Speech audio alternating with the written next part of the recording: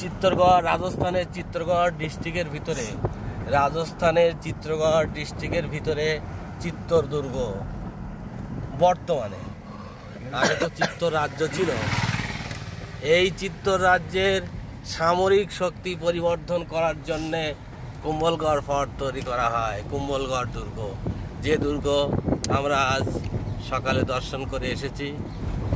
আর এবার আমরা চিত্তরগড় ভারতের সবচেয়ে বড় জীবন্ত দুর্গ, সেই দুর্গের ভিতর দিয়ে যাচ্ছি, যে দুর্গে ভারতবর্ষের সবচেয়ে বড় দুর্গ এবং ভারতবর্ষের সর্ববৃহৎ এই দুর্গের ভিতর দিয়ে আমরা যাচ্ছি।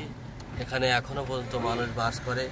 সর্ববৃহৎ এই দুর্গের ভিতর দিয়ে আমরা যাচ্ছি। দেখুন অসাধারণ দুর্গের, দেখো দেখি তো একবার ওখান থেকে নেমে যাও। আবার এই দুর্গ দর্শন করে আমরা নেমে যাচ্ছি। আমাদের দর্শন কমপ্লিট। 13 কিলোমিটার রাস্তা টোটাল, এ মাথার থেকে ও মাথা। এখান থেকে ঢুকতে হয় এই পোল দিয়ে। পোলটার নাম কি দেখো? এটাকে মা জানকী মাতাকে মন্দির, যেতে বলছে নাকি? শ্রীরাম জানকী মন্দির। এবার আমরা এখান থেকে ঢুকেছিলাম, এখান থেকে আবার আমরা বেরিয়ে যাচ্ছি। এখান দিয়ে ঢুকেছিলাম, আবার এখান দিয়ে আমরা বেরিয়ে যাচ্ছি আমাদের সেই কাঙ্ক্ষিত গাগরন ফোর্টের উদ্দেশ্যে। দেখুন চিত্তরগড় দুর্গ, শক্তিশালী সেই দুর্গ, মেবারের রাজপুতদের সেই দুর্গ, শক্তিশালী মেবারদের এই দুর্গ চিত্তর দুর্গ। অনেকবার অনেক শাসনের দ্বারা যেটা অবরোধ হয়েছে সেই চিত্তরগড় দুর্গে সব কিছু এখন অনেকগুলো স্থাপনা, এর ভিতরে অনেকগুলো ধ্বংসপ্রাপ্ত হয়েছে।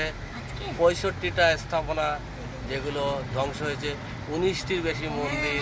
তার মধ্যে সবচেয়ে উল্লেখযোগ্য মন্দির হয়ে মীরাবাই, যে কৃষ্ণের সাধনা করত, সেই কৃষ্ণের সাধনাকারী সেই মীরাবাইয়ের মন্দিরও এখানে অবস্থিত, যেটা আমরা দর্শন করে আসলাম। এবার আমরা এই পোলগুলো ভেদ করে করে আমরা বেরিয়ে যাচ্ছি চিত্তরগড় ফোর্ট থেকে, বেরিয়ে যাচ্ছি।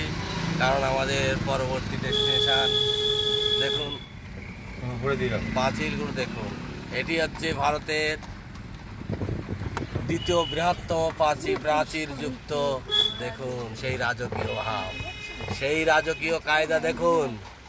মহারানা দেখুন, সেই মেবারের রাজপুতদের সেই ঘোড়ায় চড়া দেখুন। আর সেই প্রায় 1500 বছরের পুরনো এই কিলার ভিতর দিয়ে শত্রুদের আক্রমণ রোধ করার জন্য যে বৃহৎ প্রাচীর, এই কেলার ভিতরে আপনারা দেখতে পাচ্ছেন। চিত্তরগড় দুর্গের ভিতর দিয়ে আপনারা দেখতে পাচ্ছেন। বেরিয়ে যাচ্ছি আমরা সেই চিত্তরগড় দুর্গের। চিত্তরগড় ডিস্ট্রিক্টের ভিতরে এই কিলা অবস্থিত। চিত্তর নাম আসলে অবরোধের কথা মনে পড়ে, আর জহর ব্রতের কথা মনে পড়ে, যেখানে জহর রানীরা নিজেরা রাজা যুদ্ধে যাওয়ার সময় যদি রাজা হয়ে যেত, তাহলে সে তার নিজের জীবন জ্বলন্ত অগ্নিতে বিসর্জন দিত। সেই দুর্গর ভিতর থেকে আমরা এখন বেরিয়ে যাচ্ছি। এই অসাধারণ এই দুর্গ, ইতিহাস সমৃদ্ধ, ইতিহাসের পাতায় পাতায় লেখা সেই দুর্গের মধ্যে আমরা বেরিয়ে যাচ্ছি।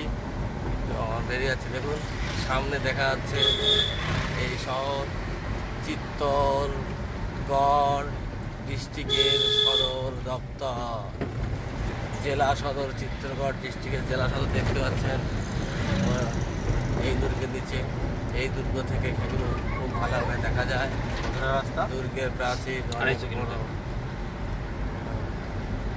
অনেক বড়।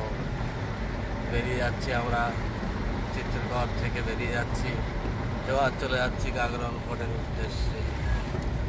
চিত্তরগড় দুর্গ সম্বন্ধে ইতিহাসের পাতায় যা পড়েছি তা আজকে সচক্ষে আমরা চাক্ষুষ করে গেলাম। এবার আমাদের বাচ্চাগুলো এগুলো পড়বে। প্রায় 13 কিলোমিটার রাস্তা তৈরি করা আছে সমস্ত জায়গাগুলো দেখানোর জন্যে। আমরা একদম চিত্রগড় দুর্গের ঢোকার মেন রাস্তাটায় আমরা পার করে আসলাম, বেরিয়ে এসেছি ফোর্ট থেকে, চিত্রগড় ফোর্ট থেকে আমরা বেরিয়ে আসলাম। এবার আমরা চলেছি গাগরান ফোর্টের উদ্দেশ্যে।